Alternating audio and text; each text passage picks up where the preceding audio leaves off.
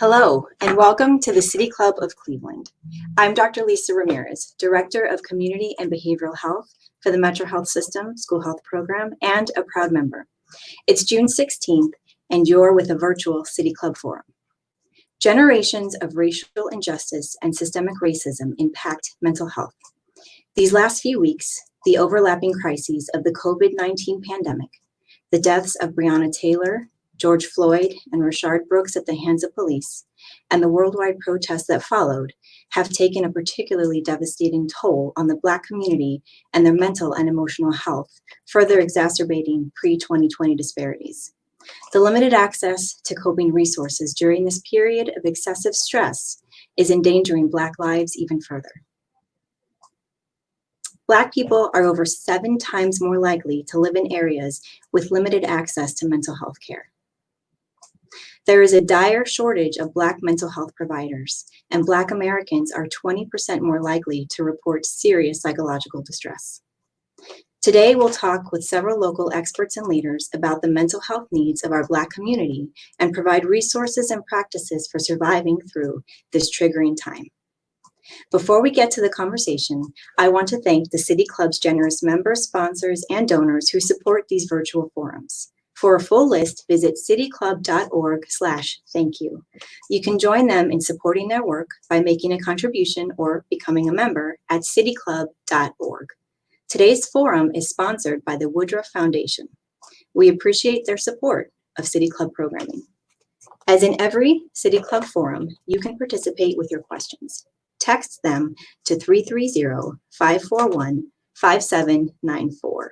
That's 330-541-5794. You can also tweet them at the City Club and we'll work them in. And now to our panel. Joining us today are Dr. Shamara Arki. She's the co-chair for the Board of Trustees for Shooting Without Bullets, a professor of Pan-African Studies at Kent State University, and the founding curator of Sankofa Circle. Good morning, Dr. Arki. Good morning. Thank you for having me. We have the Reverend Courtney Clayton Jenkins, senior pastor and teacher at the South Euclid United Church of Christ. Good morning, Reverend Jenkins. Good morning. So excited to be here. Thank you. We also have Ms. Habiba Grimes, CEO of the Positive Education Program, also known as PEP. Good morning, Ms. Grimes. Good morning. And Dr. Marshina Murray, a clinical psychologist and director of behavioral health for the foster care program at the Metro Health System, an assistant professor of psychiatry at the Case Western Reserve University School of Medicine. Good morning, Dr. Murray. Good morning. Good morning. Thank you all for being with us this morning. And I want to open the forum today, our conversation, by asking, why are each of you here with us this morning? Why is this an important topic? Who'd like to start us off? Ms. Grimes, I see you unmuted. Would you like to start? I desire a better world for Black children, especially Black children who have my heart and have been the focus of my work. But by inspiring children and giving children hope, we set the stage for future generations to have hope and continued resiliency. So that's what's bringing me here today is a strong desire, a conviction that Black people will experience fullness and healing and personal liberation while we work on achieving societal liberation.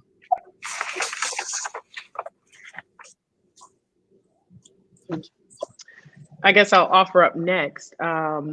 I have been concerned as a pastor about what I'm going to say are the blankets of trauma. We've always been a traumatized people, but we are seeing waves of trauma with COVID, waves of trauma, certainly finding resistance as we march, but we're also witnessing death and brutality because of social media, where it's not the movies. It's not play, it's real.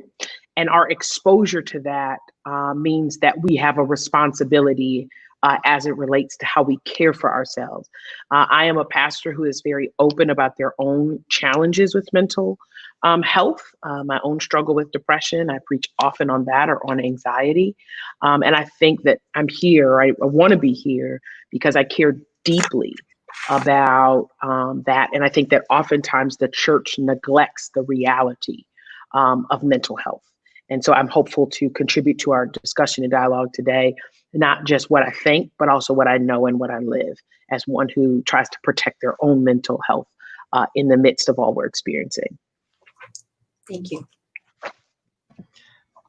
I'll piggyback off of that. Absolutely, 100%. I think in order for us to start addressing what's going on, we have to recognize what's happening with the trauma that Black people are experiencing through social media, through just repeatedly having to see people that look like you be victimized and be murdered, and the impact of that on our mental health. And not only for us, but also for our kids. So for the youth, the impact of that trauma. So while we might not know exactly what's going to happen, we do know there's a lot of good research and things that we do know about what is the impact of this type of trauma, being traumatized over and over repeatedly, the impact of that accumulation of trauma that sadly at this point we are not able to escape on our mental health and our physical health.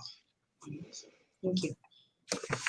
Thank you, Dr. Murray, for talking about the way that we are encompassing trauma, the way that Black folks have experienced that. One thing that I want to start our conversation with is that the trauma that our mom endures while we are in the womb, that is passed down to us through our mitochondrial DNA. There's a book by Dr. Joy Degree that talks about post-traumatic slave syndrome. And so it's a scientific fact that the trauma that has happened to our people over the course of 400 plus years, throughout our travels around the world, throughout the diaspora, that's still with us, in addition to these videos that we are seeing every day. And so our role as Shooting Without Bullets is to help young people process that. And the young people that we work with process that through art and through creativity. And that is the first step in their healing. So admitting that they're living in this world with all of these things that are outside of their control, but understanding that they can control themselves and how they're reacting, and that action that they have can impact another person, another young person in their community. Thank you, Dr. Arki, for bringing us maybe with a developmental perspective. So we know, right, that even from conception, that our Black youth are at higher risk for health outcomes, and especially for devastating mental health outcomes. Dr. Murray, perhaps you could talk with us a little bit about what is developmentally happening to Black youth with identity, with high rates of, we have new data from the Youth Risk Behavior Survey, our prevention health partners over at CASE, showing us that Black youth are more likely to have attempted suicide within the last 12 months than their white counterparts, right? What is the stress that's happening in Black youth's lives that is leading to this sense of despair and suicide attempts? Yes. So, Dr. Mears, I want to thank you for bringing that up, because a lot of people don't know that. And it's really important that we do know that and talk about those things. So Black youth are killing themselves at a higher rate. It's doubled since 2001. The rates for females have doubled, and that's super concerning. So when I think from a developmental perspective, what's happening, of course, trauma is one of the things that's happening. There's a link between PTSD, experiencing trauma, and suicidality. The reason, especially, is that whenever kids are repeatedly experiencing these traumas, it impacts the way they develop. So imagine something, whatever is the most scariest thing to you. I don't know, for me, say it's a big, huge snake. It's gonna bite me, it's trying to eat me, it's trying to wrap itself around me and take my life. And I never know when it's gonna strike, where it's at, what's it gonna do. And so imagine being in that constant state of fear. And that's what a lot of our Black youth are experiencing. The snake might be in their home, it's in their communities, it's everywhere you go, and you never know when it's gonna come out. So living that experience, what happens is you're always on a heightened awareness. It literally changes your brain development experiencing this trauma, your hormonal development, you have elevated levels of adrenaline and cortisol, all those things. You know these things from research. This is what trauma does. And so we know that that's proven. And so, and the more trauma you have, the more the experience is. It's a cumulative effect. So the more trauma you have, the more, the bigger the impact. So when you think about suicidality, that's what we have to think about. And then two other things that I want to say is that it's also the trauma, but it's also another risk factor for suicidality is hopelessness.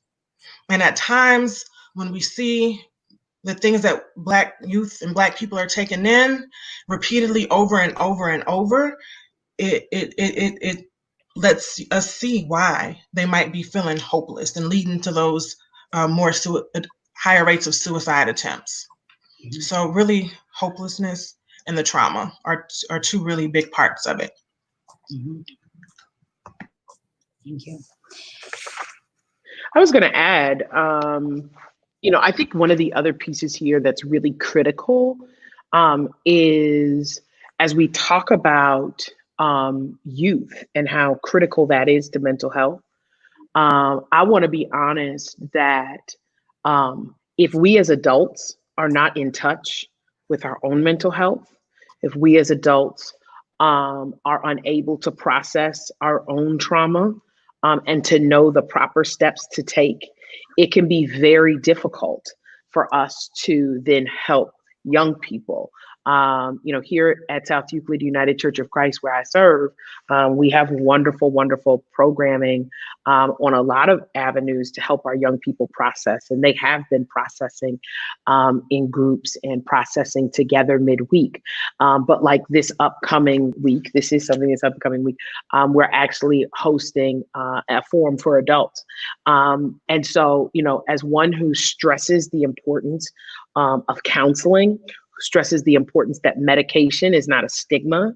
I think it's important that we also look at many of our adults, because I think if we can help equip them, then we help them to equip our young people and how we can offer those services. I mean, here at South Euclid, we put in, I think we added an additional 23% to our counseling budget for this upcoming year, because it's even in my context, as one who believes heavily in prayer, it takes more than that. It's prayer coupled with counseling. It's prayer coupled with facing these difficult realities and determining at some point that even your home will just have to flow in a particular type of way. Because as the adults, we cannot control what happens out there. We can set the tone for what happens in our home. Excellent points. So many excellent points. So a couple of things. One, Dr. Murray, you hit and Reverend Jenkins both on sort of this trauma piece. And Ms. Grimes, I want to turn to you because I know you have been very vocal about, you are an expert in trauma-informed practices. You use it in PEP, one of the local leaders really in that area. And you've been very vocal about the fact that many of the frameworks really do not recognize racism and prejudice and bias as an inherent trauma. And I don't know if maybe you'd like to speak a little bit to that and the effect that has in not recognizing that aspect. Absolutely. I think like one of the core opportunities that this conversation presents is to bring Black suffering into the light and to create an awareness of Black, specifically mental health suffering, because there is this neutrality around Black suffering, this indifference to Black suffering, and the struggles that we have with mental health in the Black community on the part of the larger society. Right. And so we look to frameworks that have national recognition, global recognition, and we're looking for our experiences in those frameworks. And those frameworks are largely neutral on the impact of racial trauma, of historic and generational oppression, disenfranchisement, and are not always taking into account the legacy of the slave trade, enslavement, and all of the historical experiences that follow after. And so it feels important to me that we change that narrative, that we are willing to turn to Dr. Joyce Degree and seek her engagement and the engagement of other Black scholars, Black researchers, and individuals who have been talking about racialized trauma for quite some time, but somehow their hypotheses, their findings, their thoughts are not included in some of these larger frameworks on trauma. Yes, thank you for that, Ms. Grimes. That's very true. There are Black scholars who have been on the line doing research on our communities for as long as we've been in the academy. But just like the racism and the white privilege and the white supremacy that happens in the streets every day also happens in higher ed, also happens in the academy. And that stifles our voice and stifles us to be able to get the resources that we need to our community. And so thinking about the frameworks and the theories and the pedagogies, and there are so many of them, in ways that we can engage our young people to have them kind of address that hopelessness that was spoken of earlier. That's what we see a lot with the art that the young people begin to produce in Shooting Without Bullets. That's what's on them. That's the environment they live in every day. And so giving them an opportunity to not just teach them, so not just in a teaching and learning environment, but also in a practice environment. We provide experience, opportunity, and exposure for young people. These are the things that they're really going to need to help to help, in addition to all of the other things that they're doing, to switch that chemical imbalance, to show them that there's another way for them. And so our work at Shooting Without Bullets does that. So in conjunction with whatever their outside plan is, we want to give them a space to try on and try out these new identities, which are not always welcome in their community.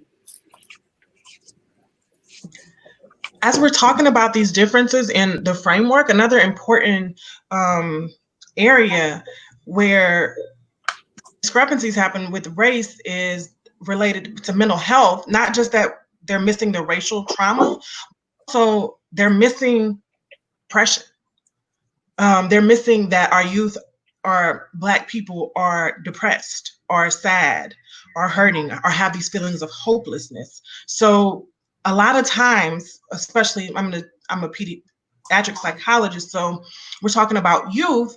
They're often, if a Black youth comes and they have irritability and anger and these outbursts, they get diagnosed with a disruptive disorder, versus if a white person has the same symptoms, they get diagnosed with depression. And so we just have to also step back and make sure that we're being looked at properly. There are a lot of discrepancies in mental health, but that's another one I think is really important. And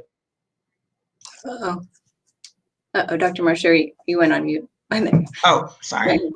Okay. If I could ask Dr. Murray a question, as you share that, then what are the questions we need to be asking, right? And so as we go in, we're taking our children in, we're trying to get them the help they need, and we don't want them. And I think a lot of this, from what I've learned with my own son, is there are particular sets of questions we need to ask even before you see our child as the parent, to make sure that we are on the same page from a point of departure about what it is we're getting ready to experience. Can you talk to us a little bit about, what are the questions we need to be asking when it comes to these types of things?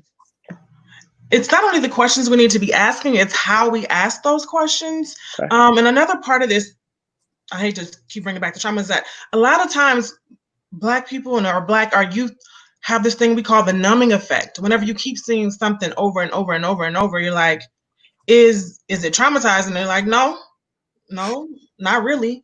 I mean, it's just another day. And they might feel that way, but having a provider that's kind of sensitive to the fact that that's going to have an impact to you, and it's going to have a toll. And at this point, you might be numb, but let me ask my questions in different ways about what you've experienced and how those things are impacting you, and about your mood. And sometimes it is about interpretation. So having someone who's culturally sensitive enough to know that just because a child's acting out doesn't mean that they have disruptive behavior. It could be depression, or it could be anxiety, or other things. And so really making sure we're looking at the whole picture. And so as a parent, I'd want to be able to kind of have a good grasp on what I think is going on, so that I can appropriately articulate that to the person that is going to be seeing my child.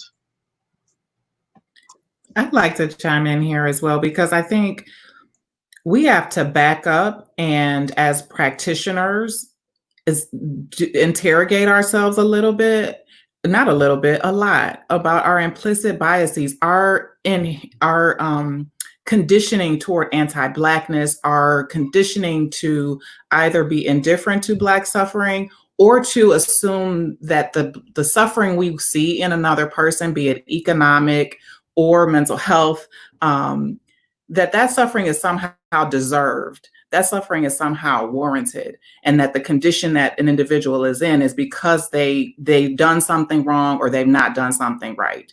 That is a challenge that every practitioner in the mental health industry and sector, and anyone who's seeking to help the Black community, has to begin to unpack, understand the history of racism in our country and the history of anti-Blackness explicitly, and search your heart for those biases, because they will show up in diagnostics, they will show up in the care that's given or the interventions that are attempted or planned, and results in re-traumatization, further harm, which may not be that, likely is not that practitioner's intent.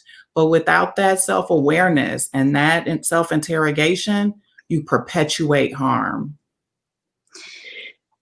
So I'd like to, unless Dr. Arki, did you have something you wanted to say?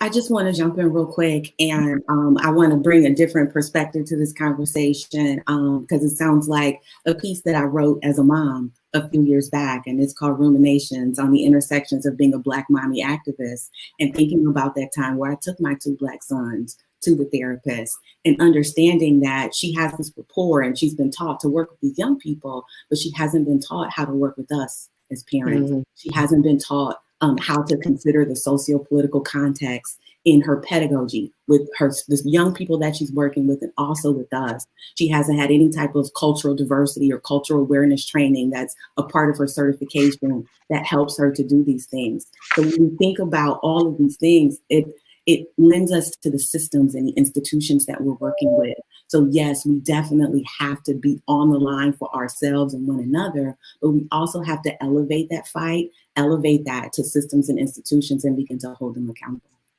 Can I add something in on that? Because that's so key, and it's leading me to what we've named the public traumas that we're currently experiencing, right, around COVID. We've named that in terms of the Black Lives Matter movement, but the silent trauma right now is white fragility, and the trauma that is causing us, because we're talking wonderful discussion, processing how we feel, asking these questions, understanding, right, searching our own heart. We're talking about anti-Blackness, right? But when I'm dealing with people in my context who are from the gamut, I mean, literally from the hood to the corporate corner office downtown, and the constant silent traumatic event is white fragility, is white people calling and saying, oh, I don't know what to do.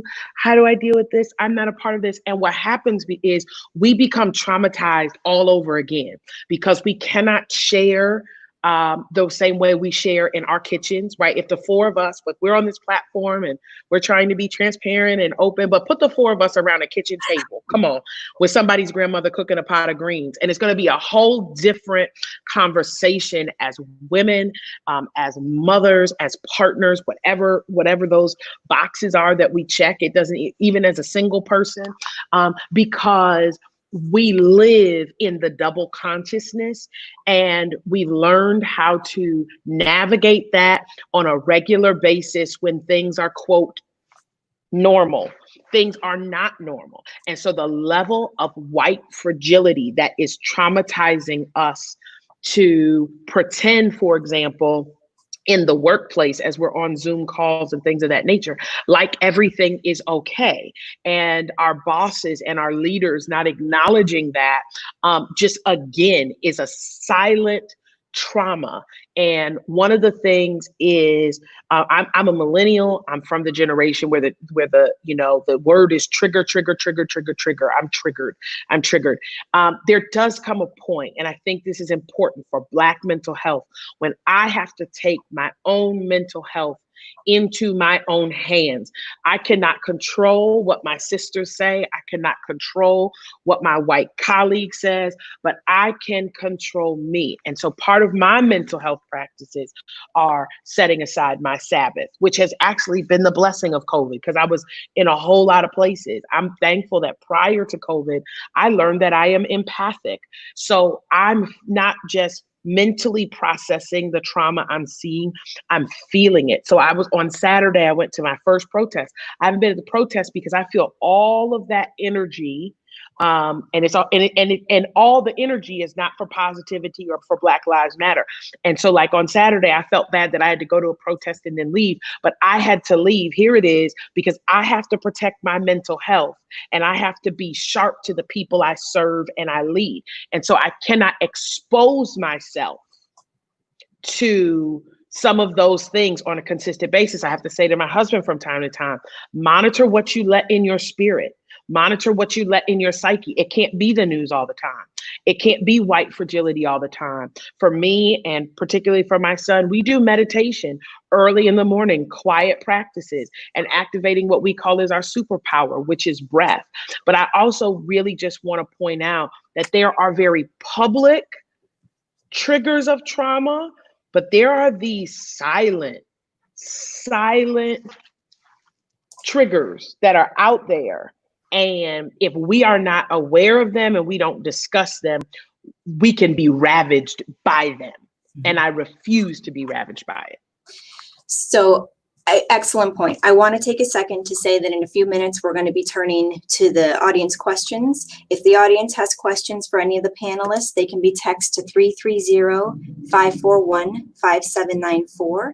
That's 330-541-5794. You can also tweet them at the City Club, and we'll be sure to work them in. So Reverend Jenkins, I keep going back to something you said earlier that says the church neglects the reality of mental health, right? Yet some of the statistics that I've read earlier are that, Black people are much less likely to be in an environment where there are access to mental health services. And I know Dr. Murray shared with me earlier that only 4% of our psychologists in the country are Black. So here we are now where, I guess the question is, where is our Black community seeking support? And really, how do we start to help where those systems start to connect to inform each other and to help support each other? Or is that even realistic? And do you have any other recommendations? So I think that, number one, we need Black leaders to talk about this. And, a part of our culture is you don't talk about what goes on in this house. And part of that is what has prevented this. What would be genius, in my opinion, is to look at natural watering holes for Black mental health and create funnels into more structured places that can offer assistance. Let me give you an example. The barbershop on Saturday morning remains a place, the beauty salon, major part of our culture, where we go in, we're talking about issues, we're discussing issues, and we need to understand, I want to say this is, and it's key, there's a difference between venting and getting the mental health you need. Here it is, and both are key and critical to the process. We have a lot of places where folks in the Black community can vent, where they can share, where they can discuss the communal impact and how they're processing their trauma. The challenge becomes that so often we do that first step and we don't have what we need necessarily to move us into the next step, which is, how do I deal with this? What do I do? Venting, and that, I think that's the piece of here you go, if you will, Black fragility, that we vent enough to keep going, but healing doesn't happen, in my opinion, until we start to care for the wound. The wound needs to breathe. the wound needs to be exposed, but we've got to get the medicine in. And so I think that number one, Black leaders need to be honest about our own mental health, our own struggle, because if we can do that, then people say, oh, okay, then I can process this. I can deal with this. I can face this head on. I shared with my congregation, I preached a sermon about 3 weeks ago called When Anxiety Attacks. It's on YouTube. And I talked about taking medicine. And the number of people who reached out, because there's a stigma around the medicine, of just the honesty and the transparency. And then that leads to conversations. I mean, we offer here at the church, we offer mental health counseling through Reverend Gina Moore, who is a certified counselor. Here it is. I want to say this, but the church, for members of our church, we pay for the first 3 sessions for them. And then it's at a discounted rate to keep it going. There comes a point where, as in the Black community, we have to put our money where our mouth is. So for me to orchestrate a $1.5 million budget and to not put anything to counseling is poor leadership for me. And so there comes a point where we move it by exposure, transparency, and putting our money where it is, where we say this matters. Talk about Black leadership. Thank you for that, Pastor. I'm a South Yucca resident and I follow Pastor, and she's telling the truth. Like, she's in these streets for us, for real, all the time. So picking up on what she talked about, the natural watering holes. Yes, there are places that we have in our community because all of these other things weren't built with us in mind. They weren't designed for us to be utilized, right? So we've had to build these networks and these systems within our own communities. You named them: barbershop, beauty shop, places like church. This is a phenomenon that is called Pentecostal pedagogy. There's a scholar out of Columbia named Dr. Christopher Emden, and he talks about understanding who has the ear of the community, understanding who these people are, and how can we transform the concept of teaching and learning so that it doesn't have to happen in a standard classroom that we traditionally think. But why can't it happen at the barbershop? Why can't it happen at the beauty shop? Why can't it happen around the kitchen table like you were saying earlier? And he had these 7 strategies and their C's, and one of them is co-generative dialogues. So being able to come together, as Pastor talked about, and have the conversation, assign someone to bring in the data, assign someone to bring in the ACO research, and then have that dialogue with an end to say, this is what we're going to do next, and to continue that. It can't just happen once. It can't just be one protest. One thing that I love that we're seeing right now in Cleveland is that they're everywhere. I just watched some coverage of a protest that was done on West 25th by people on rollerblades and skateboards. And it was like, those were not the traditional people that you see, that you think you'd see at a Black Lives Matter rally, but this is the way that we win. So we've got to begin to use the things that we have in our community, those things that have sustained us. So we have to interpret them and interpret them again. For us, it becomes a double hermeneutic process. We have to think about the information that we're giving is not designed for us to win. And that is what we do as Black people. That is what we've always done. That's why we're still here today. But now we have a platform and we can talk about it, and we can talk about it, and we can show examples, and we can share resources to help to amplify this message of how we get free. Thank you, Dr. Arki. Ms. Grimes? I have to chime in because I am just so energized by Pastor Jenkins, by Dr. Arki's words, because there are environments of healing that have cultural roots in American society and in the Black community explicitly that have been vehicles for healing traditionally. And I can't help but wonder how we equip those healers, because the barber, the beautician, they are healers. How do we equip them? How do we equip our pastoral community so that they are similarly inspired as Pastor Jenkins has been? How do we help them understand the science of trauma, the science of development, the science of mental wellness, and mobilize that information with the people with whom they have contact?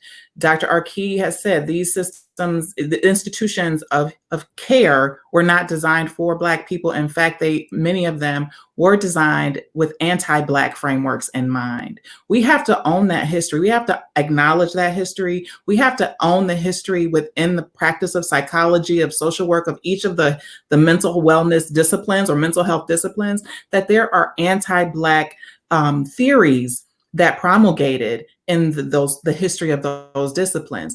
So they are not places that necessarily the Black community trusts. That trust should be built. That history should be reckoned with.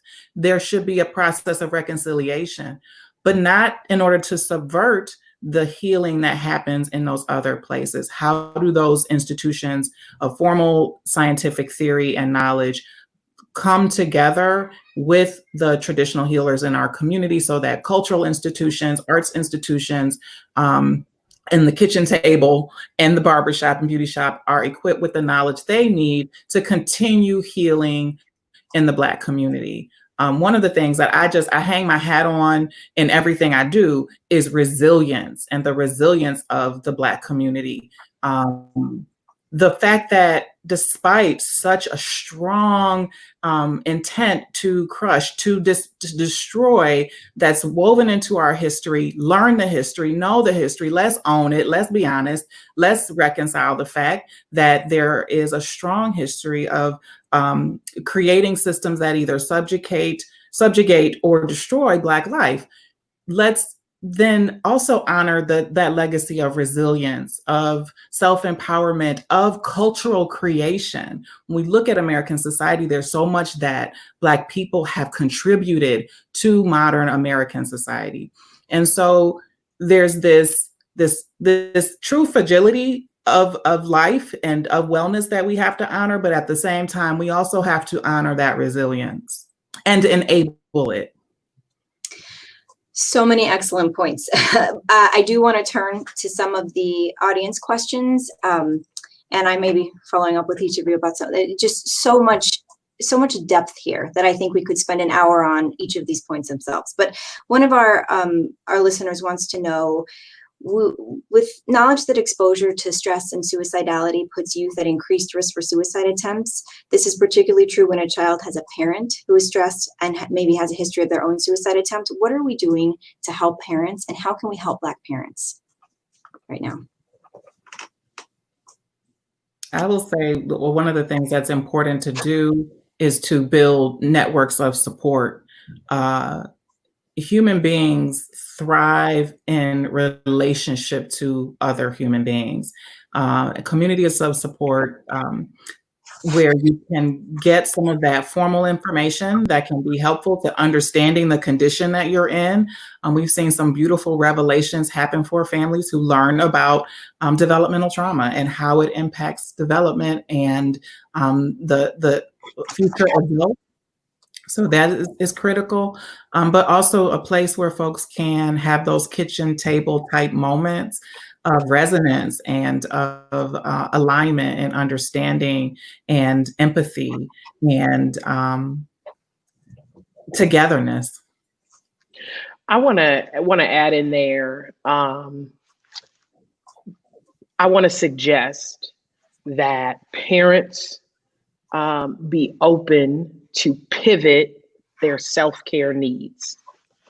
I think that we have historically, myself included, found great self-care in the barbershop, in the beauty salon, in the nail salon, even, glass of wine with girlfriends. COVID has prevented that. We're seeing even uptick still, right, in COVID cases. And one of the biggest things I had to do was to literally pivot my own self-care. I had a very strict self-care ritual prior to, but it was mostly, I want you to hear this, it was mostly about people servicing me. That's in large part because I'm a public servant. So I'm always serving other people. So a big part of my self-care was allowing other people to service me. What I've had to learn, here it is how to service myself. And I'm not talking about my hair, I'm not talking about my nails. I am talking about as a parent, I have had to learn Things I've known but not been consistent with: bringing back in aromatherapy, bringing back in meditation, which is different than prayer. Meditation is a time of silencing the mind, of acknowledging the power of breath. And in my case, acknowledging that there is divine energy circulating within me. When I find the time to pause, sometimes at night after I've put my son to bed, most often in the morning by just getting up 15, 20 minutes before him, and then having the meditative practices with him as well, I am able to offer self-care that is internal and is not dependent on anyone providing it for me. And so I want to suggest to parents, when we're looking at lowered resources, when we're, because of the economy, we look at the fact that, we can't hang out always in those places. Even now, the beauty shops and barber salons are different. They don't just have people lined up and waiting.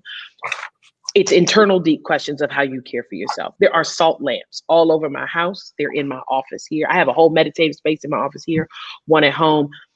I want to encourage people, pivot your own self-care, learn to care for yourself. If you cannot care for yourself, it is so hard to care for other people. And COVID has taught me, I've learned that lesson of put your mask on first. It's counterintuitive as a parent. If a plane is going down, my first concern is my son. But this has taught me I really can't put on his mask until I put on my own. To piggyback off of that self-care, I think it's really important for parents to do what they need to do for their mental health. So whether that's self-care, going to therapy, going to the barbershop, whatever it is they need to do, and the importance of that for their kids. So recognizing that kids are looking at you, they're seeing what you're doing, they're going to copy what you do. You cannot tell your kid to, oh, you need this and you that, and you're falling apart every single day. So first, we have to take care of ourselves and know that our kids are watching. Another thing that I think can be helpful for parents, because I get a question like, how do I talk to my kids about this? What do I say? So first, you have to take care of yourself. You have to be in a good emotional space before you can even start really going deep into those conversations with your child. And also, when you have those conversations with your child about everything, you need to make sure that those conversations are like age appropriate. So how I talk to my child when he's 5 will be different than when he's 15 and 6 foot tall. But not only that, they'll look different, but also I need to have them all along the way. So it's not a one-time conversation. So sometimes with parents, whenever conversations are difficult, you're like, oh, I said it, I did it, I'm done.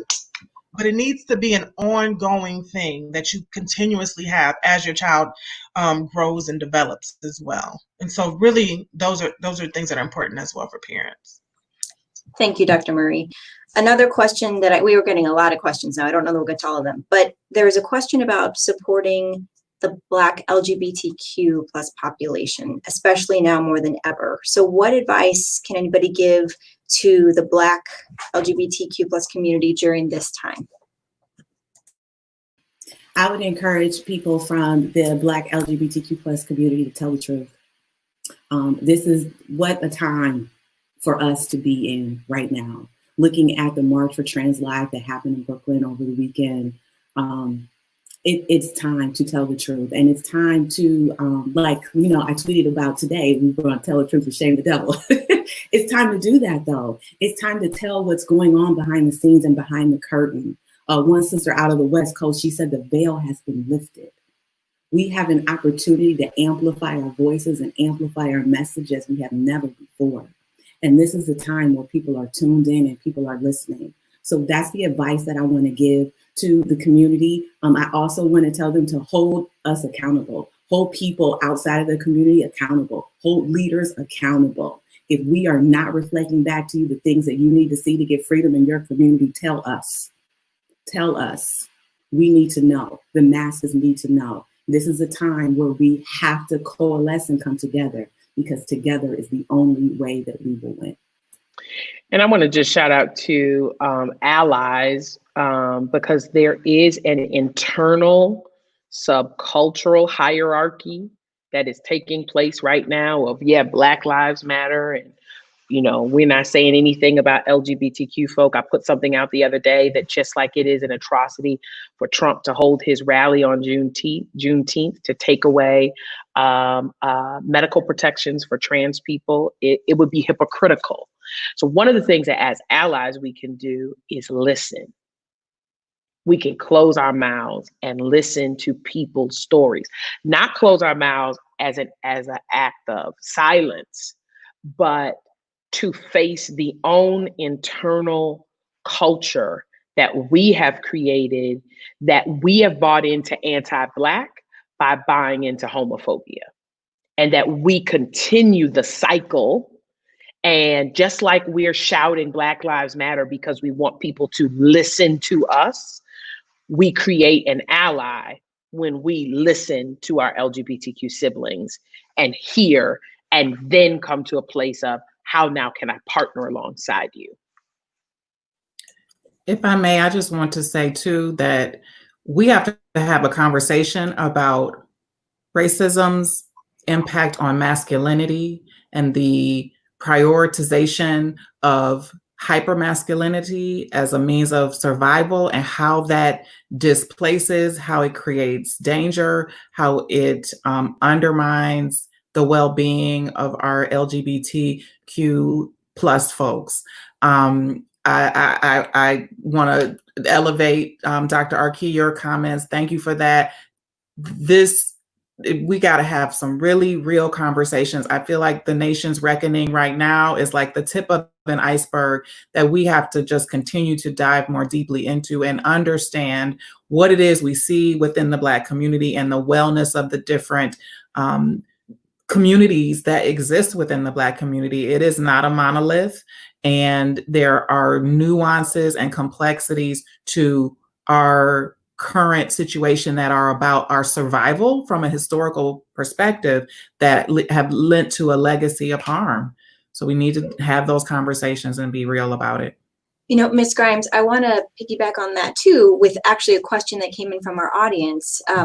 It says, a lot of women in the Black community are finally becoming aware of the importance of mental health. How do you encourage male spouses or other men in your household to seek help? Reverend Jenkins, I see you. Oh, you're on mute. We can't hear you. You're on mute. I'm gonna let my sister answer first, but I'm gonna jump in that one after. You know, Black women, I mean, again, take a historical perspective. Black women have upheld the well-being of the Black community for centuries. And so it is only logical to me that we would model for our husbands, our lovers, our partners, our friends, our spouses, our sons, and so on, our brothers, that we would model the way to healing. The wheel that crushes the Black community really targets Black men in ways that are just wholly disruptive to the family, disruptive to the interpersonal well-being, and disruptive to the community. And so it makes complete sense to me that we would first model the way, and then with transparency, with honesty, with loving compassion, bring our brothers and our partners into alignment with the well-being that we seek and that we are demanding for ourselves. Yeah, I want to just shout out that to kind of piggyback off of this. First of all, that hypermasculinity contributes to this notion of if you need counseling, that might be a weakness, right? It's not even really accepted among Black women. We've moved into that, and I'm praying that men will trail right along in that. I've been seeing my therapist for 9 years, every 2 weeks. And honestly, and I think a lot of this has to do with my own stuff, like really coming now to a place of starting to see the full results and benefits of this, because you have to plant these seeds, right? And then it was just like maybe about 3 years ago, like I came in, like all the light bulbs were going off about what I needed to face. And then I saw some changes and shifts in my husband. And it started with me saying, like, you need to go to counseling, you need to go to counseling, you need to go to counseling. Have you considered counseling? He was very resistant to that. I'm good. Like, he tried it. No, that doesn't work. And trying to help him understand, you have to find the right counselor. This is not a one size fits all. Maybe you want a male, maybe you want a female, maybe you want someone who's Black, maybe you want somebody who's not Black. Like, but it's not, don't be like, go find the doctor just like you would anybody else who can care for you. And then, you know, he was so resistant. And so I just kind of got quiet about it. And in my tradition, I started praying about it, and I started laying hands on him at night while he sleep. Like, you know, that he would be, oh, you got to do what you got to do, sis. You know, he would be open and receptive. And eventually, like, one day, like, we got this terrible argument. He's like, and I made an appointment with the counselor, you know, and he's been going for the last year or so. And the thing I've had to repeat to him time and time again is that the best gift, there's any Black men watching, I want you to hear this. The best gift that my husband can give me and my son is a whole him, to work on his own wholeness and healing and health, that him being the best him, mentally, physically, emotionally, spiritually, is the best gift he can give to me as his partner, and to our son, who doesn't have the words to articulate the anxiety, who doesn't have the words, right, at 6, and struggles with his own unique learning needs to overcome those things. And so we are very thankful that we have a lot of men here who come and get counseling here at the church. And so it's not a stigma, because they see other men going in and out doing it. They don't know what they're talking about. What they talk about in there is their business. We practice HIPAA and confidentiality. But helping the men, or like men, when I would finish preaching, they would come through the back door and they'd always say this, I'm gonna go cry in my car now. You know, that word really touched me. And I'm like, you know, if you want to cry in your car, like, it's cool, man. But if there's something deeper going on with this sermon with you, then let's get you some help to process that, because you deserve it for yourself, and you deserve it for everybody you say you love. Thank you. Thank you, Reverend Jenkins and Ms. Grimes. Did you have I just want to say one more thing, and that is, there are Black men doing this work. Yes, And there are. There wasn't anyone on this panel, but there are Black men doing this work. I want to elevate Archie Green and peel them layers back right now. I want to elevate the work of 12 Literary Arts and Daniel Great Contar's work. There are men who are very activated, and I am grateful for their presence in our community, for sure. Thank you. So this is, we've gotten this question a few different ways, you know, and if there's maybe a brief way to say it, but really, what role can white allies have in support of healing, starting the work, right, Ms. Grimes? Like, we're really at the base of that mountain with healing some of this racial trauma, and we're talking about people in the community, leadership roles, government, industry, you know, wherever we can. How do we start? What do we do? All right, I'll take that.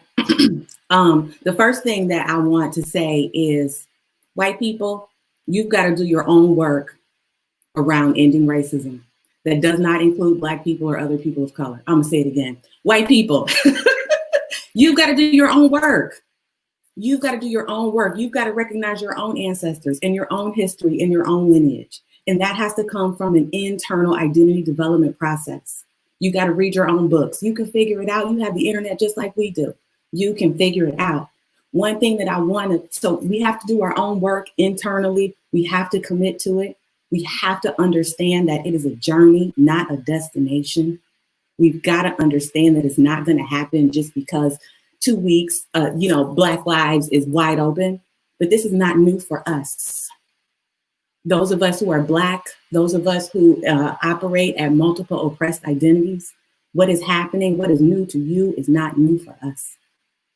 So you have to put some respect on our names. You have to understand that there are people who have been in this fight for a long time, generations of us. So when you enter in with that love and that grace, enter in wanting to learn, enter in wanting to serve. And the last thing that I want to say is something tangible, right? Something that we can all take back to our organizations today. We know that language is important. We understand that what we say matters. So a lot of people now want to get on the conversation around, I'm an anti-racist. That's good. I want you to be an anti-racist. But what I want you to do is I want you to strive for an integrated anti-oppressive framework, because we can't talk about race in a vacuum. So when we talk about being an anti-racist, what does that really mean? That understands that race is a social construct that intersects with all these other identities and systems that we interact with on a daily basis. So if we really want to be an anti-racist, if we really want to get folks free, if we really want to know what we can do to be our part, we can begin to say the words like an integrated anti-oppressive framework, because that centers the most marginalized. And that way we all win. Thank you, Dr. Archie. Dr. Murray, did you have something? Yeah, I just want to piggyback off what Dr. Archie said. I think we all like waved the amen when she said, you have to do this work yourself. And not only do you have to do the work yourself, it's selfish to ask us while we're grieving to help you. It's selfish. Don't do that. Now, what I'll also say along what you can do. So what we can do, and especially with white people who are working or around, I don't know, healthcare professionals, clinicians who are working with our Black youth, people that have Black people, interact with Black people in any capacity, give them space, but also it's okay to acknowledge what is happening. Okay, whenever you don't acknowledge it, people feel invisible. So you have to at least say, you might not know, you could have, I don't know what to say, but I'm here. Give Black people space, but acknowledge. So because to not acknowledge is really, really hurtful and validating. And so if you want to be helpful, you have to at least acknowledge. Now don't push and question and pride and all of that, but acknowledge what's happening. And also, I think Dr. Murray and what Dr. Archie were saying is acknowledge, but don't ask for comfort in that same breath, right? That I'm really sorry this is happening to you. I feel so bad, right? I think that's really what I've heard a lot of the panelists really saying is this is not new for us. And we are working through our own trauma without having to bring you along now into this trauma as well. So thank you for that. There are so many questions we didn't get to, and I encourage listeners to tweet some of the questions to the panelists. I think everybody now is on Twitter, and so I imagine that each of you would be open to that. So I'm gonna, on your behalf, and I'm following all of you, so I'm gonna follow the conversation too. But again, I just want to make one final point with the data that each one of you made some sort of point that connection and being able to have those meaningful connections is so important. Yet we know that our Black students are less likely than white students in high school and elementary school to feel like they matter in their community, to feel close to their people at school, to have a supportive adult, and to get any appropriate help when they do start to have symptoms, right? They tend to be labeled, instead of having anxiety, as having conduct problems or things. So I think I just want to bookmark that this is absolutely a problem, and we could talk about this for hours. So on that note, I realize that we are just about out of time. So does anybody have a final point they want to hammer home? Yes, Reverend. Yeah, I just want to, I put down there at the bottom, Rev CCJ, that's my handle on pretty much everything. I want to encourage people to go by my Instagram. There's a link tree there to that sermon that I preached when anxiety attacks. It's very real. It's dealing very much with COVID. It's dealing very much with when Black Lives Matter. And probably the other sermon is the one from Pentecost, which is entitled "We Can't Breathe," where we're kind of doing this tension, this dichotomy between what we're hearing, these reports of "I can't breathe, officer, take your knee off my neck," and the Ruah breath of God, the divinity of what does it mean for Christ to breathe on us, and then for us to acknowledge divine breath in other people. And what does it mean to be in a culture that's sucking the breath from us? So I just want to offer those as two resources that I have in my arsenal to help people. But if you just go to YouTube and it's like youtube.com/RevCCJ, and you'll be able to pull those up. But I want to offer those as gifts to the community that I hope, if you're not in counseling and you're feeling the weight of all of this, will lead you to consider it and to understand that to really do the work. Because once you find the right counselor, man, it's so much better, and to commit to that work.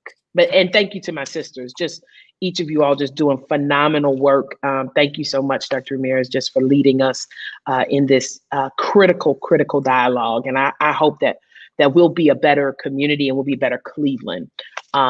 Because while we're expecting white folks to do their work around racism, we're doing our work around mental health. Thank you. Dr. Arki, you were waving your hand there in the background. Did you want to say something? Oh, no, I was just confirming the message. Just making sure. Okay. Thank you for having me today. I mean, there was one question that we didn't get to, and maybe if anybody does have a resource, they can tweet it to City Club. But one of the audience members was asking, is there a hotline if you're feeling overwhelmed by racism that you could call, like a 1-800 number? I have not heard of that. I don't, if anybody knows, but perhaps if anybody even in the audience knows, maybe you could tweet that at City Club and we could share that as well. There is an app for meditation designed by people of color for people of color. And I will find that. It's on my phone somewhere and on my meditation apps. But that may be one where it's literally dealing with these issues and giving you kind of the come down. So I will share that with the City Club in hopes that they can get it out. That would be great. Thank you. So I am going to wrap us up here. And I want to thank everyone, thank the four of you absolutely for today's forum. This was incredible. And, you know, Dr. Arki, Dr. Shamara Arki, the co-chair for the Board of Trustees for Shooting Without Bullets, professor of Pan-African Studies at Kent State University, and the founding curator of Sankofa Circle. The Reverend Courtney Clayton Jenkins, senior pastor and teacher at South Euclid United Church of Christ. Habiba Grimes, CEO of the Positive Education Program, PEP. And Dr. Marshina Murray, clinical psychologist, director of behavioral health for the foster care program at the Metro Health System, and assistant professor of psychiatry, Case Western Reserve University School of Medicine. And I just thank you for this incredible panel. So today's forum was sponsored by the Woodruff Foundation, and we appreciate their support of City Club programming. City Club virtual forums are sponsored by the Cleveland Foundation, the George Gunn Foundation, Key Bank, Nordson, Northeast Ohio Regional Sewer District, and PNC, and the many more generous members, sponsors, and donors listed on their website at cityclub.org/thank-you. You can join them in supporting their work when you make donations, contributions online, or become a member at cityclub.org. I'm Dr. Lisa Ramirez. Thank you for joining us today. Our forum is now closed, and I am going to close this out. Thank you.